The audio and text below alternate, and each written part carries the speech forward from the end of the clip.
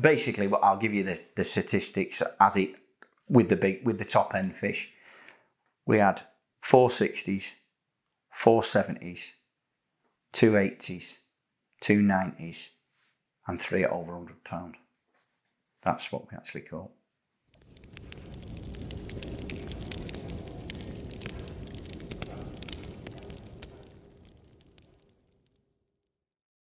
The lake we actually fished was in Hungary, and it was called Euro Aqua. 12 swims, 12 anglers. On the trip we was on anyway, there was 12 anglers, and every angler normally doubles up and you fish as a pair, because obviously these fish are that big. If you can catch them that big, you need 2 people to handle them, basically for the safety of the fish, and that's why you always doubled up with somebody else. The lake size probably anything between 18, 20 acres. Average depths range from sort of like 8s, 9s, 14 foot. Makeup of the bottom is pretty featureless. Soft bottom lake, comprises of quite a bit of silt, obviously, because of the amount of bait that goes in. Produces a lot of silt, but other than that, relatively, there's no snag fishing as such, or certainly not in the swim I was fishing in with Nimmo. But other than that, it's just a basic carp water, really. Well, basically, the swim we fished in was peg 8. They call it the point swim. Usually, the right-hand side is predominantly known for catching the bigger fish. Why? I'm not too sure about that. I did chat with the bailiff on that subject, and he said basically it's where it starts shelving up to the shallower water. They seem to hang at the bottom of the shelf. As on the left-hand side where I fish myself, you seem to get a lot more action, but the fish are, if you can say it, the fish are supposedly smaller, but you do catch more of them, which, again, I don't mind, because I like catching a lot of fish, and to be fair, Nim, all he wanted to do was just catch one big one. That was his be-all and end-all. He just wanted to catch one big fish, or, well, obviously we caught more than one, but it's like anything else. All I do, I just want to catch as many as I can. And eventually, with a bit of luck, you catch the big ones. We started off, when we got into the swim, obviously, first port of call was talking to the bailiff. That's it. You know what I mean? He knows the lake by the back of his hand, certainly a lot better than we do. So that was left with him, because he'd been there before. He knew the bailiff and his fiancée really well. Unfortunately for us, he wasn't there, and it was actually Jacqueline who pointed us in the right direction. She said, you need to be in that direction there, in the middle of Pencil Island, probably about 100 metres, and as deep a water as what you could possibly find, and as soft bottom as what you could possibly find. So with that in mind, I put my float out straight away, plumbed the swim, got 14 foot of water. It was quite silty, and also who had ever been in the swim previous to us getting there, because it was relatively flat. As we arrived, there wasn't a lot of wind. You could just see where the fish had been fizzing. So someone had obviously been fishing that similar spot before we got there. Put the float out. It was perfect. It was just one of them. It was one cast, put the float out, run it through the swim, knew straight away it was definitely a spot. So what we did then, we went out in the boat, we put the marker pole down. Nim actually said to me, what's the bottom like? And I said, it's not mega soft, but it's soft enough. And as I dropped the marker pole down with the weight on the bottom, it just fizzed up a little bit with the bubbles. It was just a perfect spot. Now, whether that was luck, coincidence, however you want to call it, it was just right. And I knew it was right. As soon as I put my float through it, I knew it was right. So the marker went straight down, and we just baited up heavily from the off. And that is sort of like how we started to fish that swim. I had the first bite, and in all honesty, I think it was a catfish what I actually hooked, because it's renowned to have some really, really big cats in it. And I think that this was sort of like the aftermath of who had been fishing there before us. I got a really steady take, picked the rod up, and it was like holding onto a freight train, really, to be honest with you. Alex, who actually owns the fishery, came over to the swim, and he said, I think you hooked a catfish. Observing how I was playing this thing, well, how it was playing me, really. Anyway, eventually that cut me off. But the first bite actually came probably about midnight-ish. And then from then on in, it was sort of like most of the bites were between midnight and probably 7 or 8 o'clock in the morning. Mainly through the hours of darkness, the bites came. The second bite was obviously in the dark. Nim was asleep because I could hear him snoring. It was just a steady take. And again, it was a moment for me, because I just wanted do it all myself for the first bite. So I hit the bite, started playing the fish, knew straight away it was a decent fish, but there's a lot of decent fish in there. You know what I mean? There's a lot of big fish in there. I actually started playing this fish, looked up in the sky, it was a big moon, and I just love playing fish in big moons. I know some people don't like them, but I do, and it's always been a good omen for me. Played this fish in, popped it in the landing net, looked in the net, seen the width across its head, knew straight away, you know, it was a good fish. So I woke him up, he came down, and he just went, we call them nifties. He went, that's a nifty plus that. And I said, yeah, I think it could be I think it could go £60 this. Anyway, it just went over, it tipped the scales at about £60 too, and that was the first fish, sort of like of the trip. That particular night, I had another 2 fish. I think one was a 50 and one was a 40, it's all still a little bit blurred.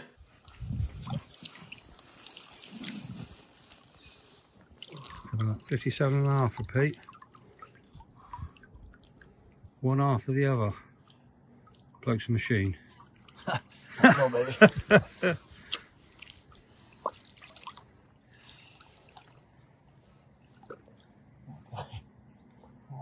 Rig wise, we both had slightly different ideas. The thing is with Euro Aqua, big fish, big baits, big hooks, strong hook links. I actually went down that route. I spoke to another well-known angler about it because he does a lot of fishing for these big fish. He gave me a few tips on what rigs to make up, which I did. I didn't use them. I started with me standard methods, which I always use wherever I go. Anybody who knows me knows basically exactly what I do anyway, which involves obviously a lot of PVAing. Now Nim, on the other hand, his methods were slightly different. He went in with the bigger baits with not a lot of success, to be fair. And what he actually did, he actually adopted my methods and the way I fish more, or lent more towards the way I fish than to his own methods. And then he started catching fish. But rig-wise, again, it was only basic, £30 hook link, coated braid, fishing with a size 6 hook. Very, very basic. Lead clip, didn't think you need anything complicated. It was basically, if you got the fish in the swim, it was keeping the fish in the swim. That was more the key than the rigs. It wasn't sort of like a rig. To me, it wasn't a rig water anyway. The issue was keeping the fish in the swim, and obviously this is where we come to bait. Now, hook bait wise, we both made our own hook baits, especially Nim, because he wanted to use like between 25s and 30mm baits for these fish. So we made his hook baits. I obviously made my own, as I normally do. My personal hook baits, as everybody knows me, I'm a big goo user, hence I've got the shirt on, were heavily soaked in some of the new products that are due to come out, which I was field testing, which I normally get probably 12 months, 18 months in advance of everybody else. Now, Nim, on the other hand, he was actually using some of the goos what are on the market now. His hook baits were already pre-soaked in, basically the No Name was one of them, and the other one was the Isotonic, because the success rate I've had in the past using them, and especially on the continent, this is why I recommended to him, this is what he puts in them. Mine, on the other hand, was some of the new ones what was coming out. Again, I just think they're that attractive to fish, you'd be a fool not to use it. And I've heard loads of people say different things about it, that, oh yeah, you know, you're only saying it because you get it for free and all the rest of it. It's nothing to do with that. I've used this stuff since 2008, and to be quite honest with you, I don't cast out without it. Anybody who knows me, don't cast out without it. I always use it all the time. Also, I used a lot, and I mean a lot of the local bait, which was mainly their hemp. The hemp they use is exceptionally good hemp. Again, you'd be a fool not to use it. People do take loads of bait over with them. I'm not saying they don't, because obviously they're going on the continent, they do. But you can't beat the local bait.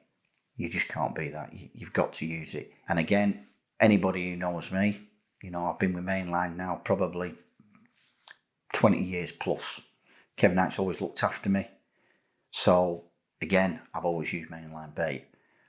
But one of the main things, the mainstay of the bait, besides me using the goo, besides me using Mainline, was without doubt, hands down, without a doubt, was their particle, and especially their hemp. I think we used, off the top of my head, I think we put in about 640 kilo of bait. We worked it out at. And obviously the bulk of it was the stuff we actually got from Jacqueline themselves. It wasn't what we actually took with us, even though we did take bait with us. I'm not going to deny that. I'd be a liar if I said I didn't, because I did. But the bulk of it was their actual bait, what they supply. And again, because it's a local bait, learning from my match days when I fished with Ian, when we've been abroad fishing, the local bait was always the superior bait to actual bait that we took, because that's what the carp eat day in and day out. So again, it would have been a foolish thing if we wasn't to use it. There were anglers who were there who actually didn't use the local bait to start with, and I think a result of that, their catch rates were less than what ours was. And it wasn't till they started fishing later on in the week and introducing the local bait that they started catching. So again, the evidence was plain for everybody to see. And I think some of them anglers were kicking themselves. What people don't seem to remember or don't seem to realise is that when you go to these venues, you've got a week. That's it. So you go and you think, I'll put 10 kilo in, I'll put 20 kilo in. You think that's a lot of bait. It's not a lot of bait. Not on that particular venue, because that venue is like no other venue I've ever fished. It's just not like any other venue I've ever been to. And these fish will just sit there and they'll just eat and eat and eat. And the more you feed them, the more they'll stay there. And that was basically, I think, what happened to us. It wasn't sort of like a brilliant game plan. I think a lot of what happened to us was it just came together more coincidental than actual, yes, this is what we need to do. Most of the fish came at night, or through the hours of darkness, I should say. We didn't fish in the daytime, which again I think played a good part, because we was resting the swim. Again, it's a basic carp tactic, and we baited it on a regular basis, as other people weren't. We baited, even though you can say it wasn't little and often, it was a lot, but it was often. We were sometimes doing it up to 3 times a day. You know, as other people weren't, they were just doing it once a day. And I definitely think it played a massive part in our fishing. The combination of, we used a lot of bait, a lot more than anybody else. We fished in deeper water than anybody else. We also fished less rods than anybody else. And we only fished during the hours of darkness. That wasn't because we was trying to do anything underhanded. It was just the way it worked out. It was just a if you want to call it a comedy of errors, I don't know. But it worked. It just worked in our favour. Everything was right. We had a good trip down. It couldn't have gone any better. It was a big moon, which I do like them big moons, and I always seem to catch my bigger fish on it as well. First 24 hours, I think we had 4 fish in the first 24 hours. I had 3, Nim had 1, up to 52. It was the second night when it all started to unfold, and that was just mind-blowing. I had a brace of 60s on the second night. I think I had a couple of 50s and a 40. And then what happened then was, I said to Nim, you need to be catching something, because there was quite a few fish in front of him. I'd had 3 60s. Bearing in mind, what you've got to remember, we've done everything together. You know, we'd done the journey. You know, we'd done the bait preparation. We'd done all the graft. It just seemed only fair that the fishing was shared, because we was there as a pair. And then again, anybody who knows me, you know, I want everybody to catch, because at the end of the day, the jealousy thing goes out of it. And what spoils a lot of carp relationships, especially people who fish together, is that one guy catches more than the other. And it's always like that in carp fishing. One side of the swim will produce more than the other. But what happened on this night was totally different. So basically, I'd had these fish. We did a little bit of switch around with the rigs and the baiting tactics. And then Nim started to catch fish then. He'd had a 52 in the first 24 hours. But what happened after that, he had a 72. Then he had the first carp, which went over £100. Sorry, I'll rephrase that, which went to £100. He was playing this fish, and he said to me, this is a big fish. He said, I've never played anything like this before in my life.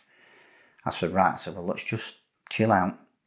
I says, and let's just play this fish in. So he was playing it. And one thing about him, he likes to have his torch on, which again, anybody who knows me, I don't like landing fish with torches on because you can be playing it for another 5 or 10 minutes. Anyway, on goes the light because he likes to see where his line is.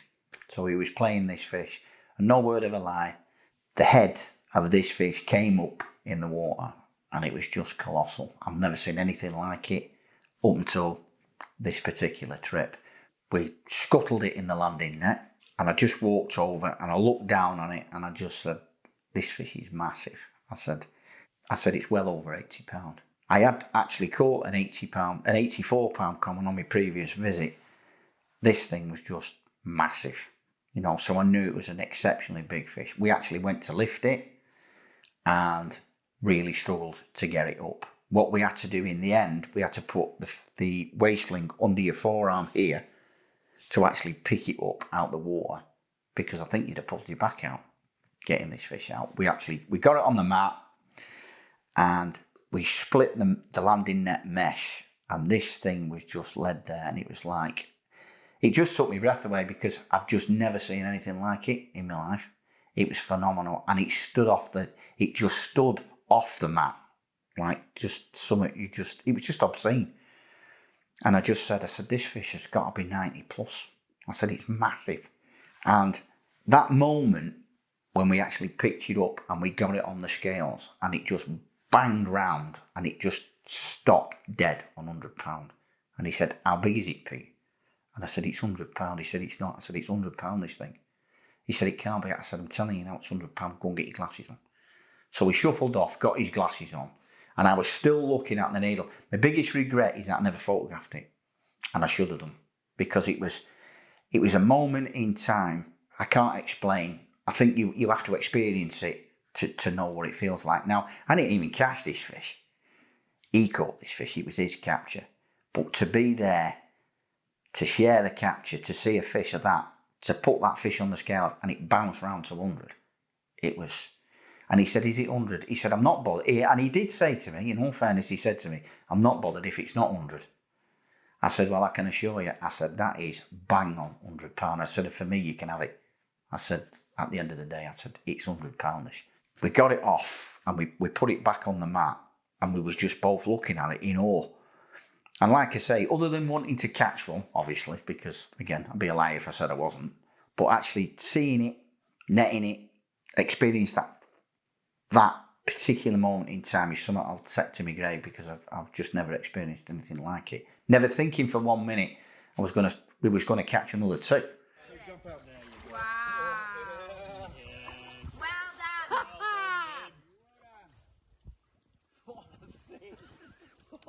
done.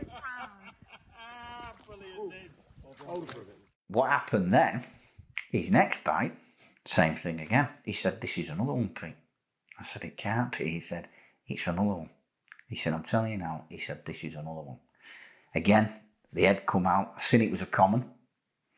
Its head come up, and I said, it's another one. I said, you're right. I said, this is another monster fish. Again, shuffled it in the net, got it in, and it was I just rolled it on its side, and it was just this humongous common with a deformed dorsal fin. Apparently, it's a known fish anyway. So we got that fish out. We banged that on the scales, and that went at 92 pound. So up to this moment in time, he'd caught 4 fish, a 52, a 72, a 100 pound mirror, and a 92 pound common. And I just said, we better wind in. And basically, we just wound in, and we just went and sat back down just to take stock of what had just unfolded before our eyes, because I've just never, ever. And I think to be honest with you, I think he was just that shocked. I don't think he could actually. I don't think it all just went in, because it never went in for me, and I never caught these fish. He did, and I just don't think it had sunk in. And I said, is that some sort of record? Because I wasn't 100% sure what the records are. And he said, I think it is. He said, I think that's the biggest common and the biggest mirror ever to be caught together. And it wasn't like it wasn't sort of like later on in the session. It was one run, bang, and then it was another run. And these fish just came one after the other. It was just, even now, 3 or 4 weeks on, it still doesn't register that you could actually experience what, I experienced that night with him. It was a phenomenal moment in my life.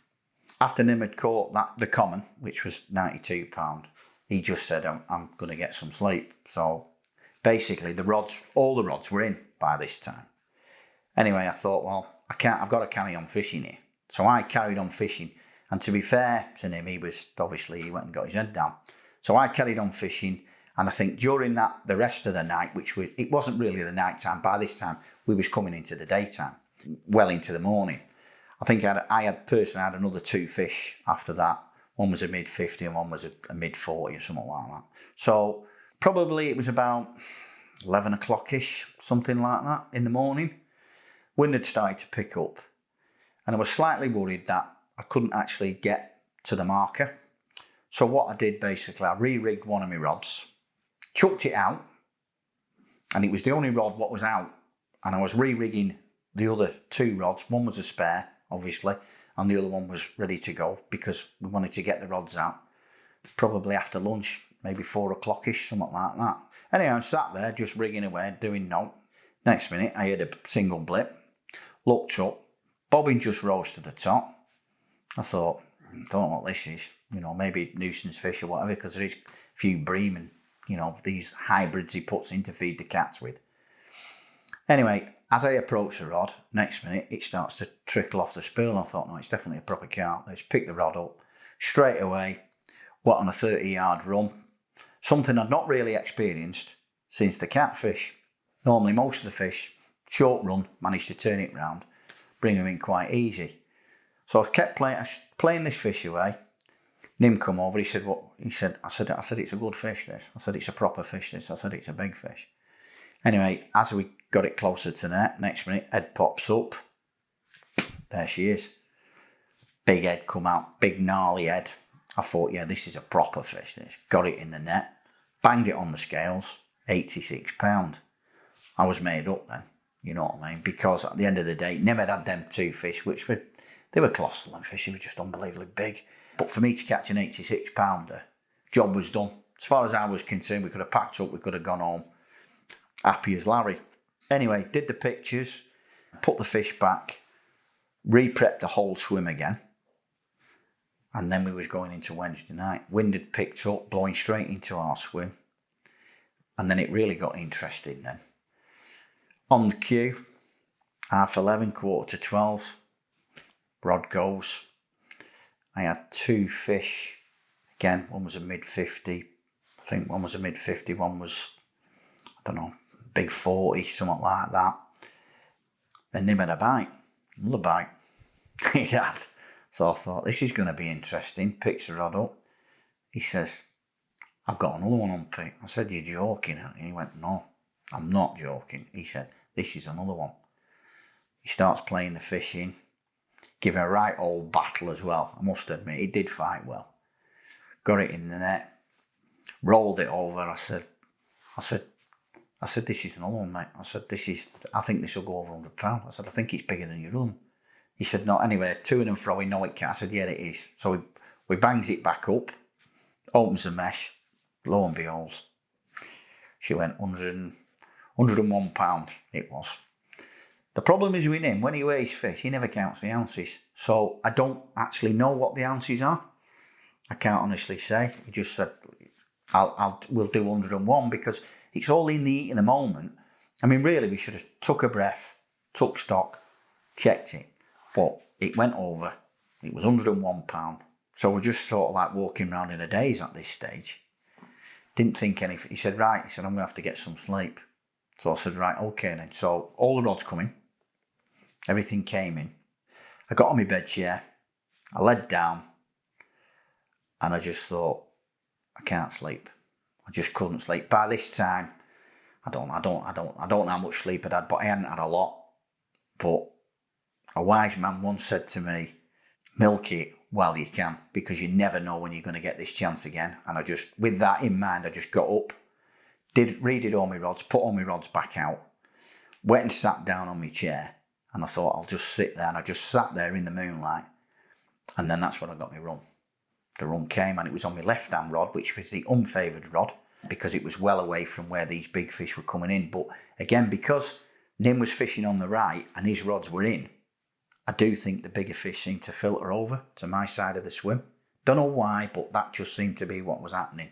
As soon as he hit the fish, I knew straight away. I thought, no, this is a big fish. This is a big one. And like I say, it was a full moon. The whole lake was lit up. And I could have woken him up to land it for me, but I didn't. I just wanted to play this fish out myself. I played it for about 40 minutes. And I just sat there on the jetty and I just played it in the moonlight, and it was just me and the fish. Nothing else mattered. I was just totally in my own world, just playing this thing, and its head come up, and I swear down, I just never seen nothing like it. I put the net under it, and I just sat on the pole. I just put my rod down, and I sat on the pole, on the landing net pole, and I just kept looking at this fish, and I just thought, and I didn't even put my torch on. I didn't have my torch on it. All I could see was just this colossal carp just sat in the landing net. The width of it, the back on it was incredible. It was just absolutely incredible. And I thought, right, how am I going to get him up? Because, bless him, he's deaf in one ear, so he is difficult to wake up. So shouting him wasn't, that wasn't an option. So I had an idea. So I put my rod on top of his buzzer, turned his buzzer on, and gave him a run. So he staggers out because he's half asleep, and he's saying, I've got to run, but my rods are in. I said, I know. I said, your rods are in. I said, it's me. I said, you need to look in the landing deck. And he just walked over, and he's rubbing his eyes, and he's got his torch on full beam, like, you know what I mean? And he bangs his torch on and he puts it on this fish, and it was just like, just took my breath away. And he just went, that's bigger than the one I've just caught. I said, I don't think so. He said, I'm telling you now. He said, that is bigger than the fish I've just caught. And this thing was just colossal. It was massive, this fish, absolutely massive. Just sat there, stationary. I can see the gills still fanning in and out. You know what I mean? Fish was just immense. We got it up, got it onto the unhooking mat, unhooked it, and it was sweet. It was sweet. The hook we didn't even treat the mouth, because the hook didn't even blemish it. It was just perfect. It was immaculate, this thing. Mint, absolutely mint. Well, we put it on the scale and it bounced down, and I went, how big is it, Nim? I said, have you got your glasses on? Because obviously we're both blind as a bat. So he said, it's 111. I said, 111 what? And he said, I don't know. I don't count the ounces. And I said, but it's got to be 111 and something. So I went and got my phone and I photographed the scales, even though it wasn't a brilliant picture, because obviously, all the emotion and the adrenaline, everything's still pumping round. But it was definitely over 111 pounds. Now, unbeknownst to me, it didn't register how big the record was. I just thought I'd caught the world record carp. That's what I thought I'd caught. Not for the weight, but I thought I'd caught the same fish. That's what I actually thought at the time. And I said to him, do you think it's the world record carp? And he says, I don't know. He said, I'm not 100% sure. He said, if it is or it isn't. So I said, right. I said, well, what? He said, well, we'll just say 111. He said, that's it. I said, well, what is the record? We didn't really know proper. I think it's 112.13 or something like that. I still don't know what it is now. Basically what we had two fish. We had one at 101 and we had one at 111. So that was like 212 pounds in two carp. Sat in front of our swim, and we were just looking at these slings in the water. It just didn't register. Just didn't register at all. I mean, it was like this was happening to somebody else and not. Well, that's how I was feeling. It was like this only happens to other people. It never happens to me. Obviously, all the rods were in then. We rung up Jacqueline, and we said we've caught these two fish. So she came down with Michelle to do the photographs, and a couple of lads came who were fishing around the lake to actually look at these two fish. Next minute, you could hear all this hysterical screaming and all that, and I thought, what's going on here? So I said to him, what's going on here with Jacqueline? I said, what's up with her? Anyway, apparently it was the second 50 kilo fish to actually be caught out of this lake. Don't quote me on that, but I think that's what it was. That's what she was so excited about. Apparently, previous to my capture, the fish had been caught the year before, and I think it came out, I don't know if it was 48 or 49 kilo. So it was actually up in weight, this particular fish. And what they put it down to COVID. She actually turned around and said, well, everyone put weight on with COVID. Now, obviously it was a bit of a joke, but that was a statement she'd made. Now, whether they'd been carried on feeding the fish, I don't know. But this fish was just summer. In the daylight, in the full daylight, because I'd only seen it in sort of like the half moonlight, but in the full daylight, when you actually looked at this fish, it was just phenomenal. And even Nim's fish was just like phenomenal. I mean, I'd have gone there just to see one, never mind catch one. So when, and to pick these things up, they're not an easy thing to pick up. You have to be, you've got to be super careful with them. All the fish have to be photographed in the water, which I don't blame the fishery managers for doing that. I think it's a good policy because, all right, if you lose the fish, you drop it, it lands in the water and the fish swims away. But you're never going to do it any harm. And I think it's a massive, massive plus to all carp fisheries that fish certainly of a large size should be all done in the water where they can come to actually no harm whatsoever. As for picking them up, because everyone said, oh, £100, how'd you pick it up? All I did basically was I put my hands underneath it and I just lifted it and just lifted my knees up because the water was a reasonable depth and it was very easy to pick it up. And also I rested it on the flotation of the unhooking mat. That was the other thing I did, which again aided me to lift this thing up. But all I can say to people is that a well-known angler once said to me, your methods, i.e. he was having a dig at me about the goo, only catch small fish. Well, I've just proved that it doesn't only catch small fish. It also catches big fish. And that is the proof. This fish is colossal. Yeah. So anybody tells me you don't catch big fish, I don't believe them. That's got to be, I don't know. That's massive.